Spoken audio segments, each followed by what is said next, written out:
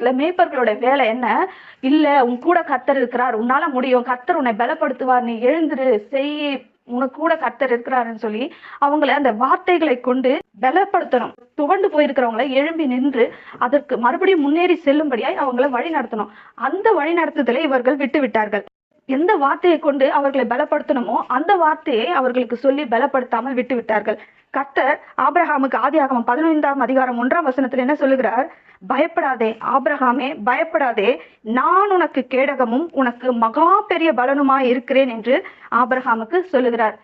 அப்போ கர்த்தர் தான் நமக்கு மகா பெரிய பலனாய் இருக்கிறார்னு அந்த மேய்ப்பர்கள் அந்த ஜனங்களுக்கு சொல்லியிருக்கணுமா இல்லையா? அப்போ அவங்களுக்கு ஒரு நம்பிக்கை வரும். அப்போ அவங்க கர்த்தரை பற்றி கொண்டு எழும்பி பலப்பட உதவியா இருக்கும். அப்படிப்பட்ட பலவீனமானவர்களை அவங்க பலப்படுத்தாமல் போனார்கள்.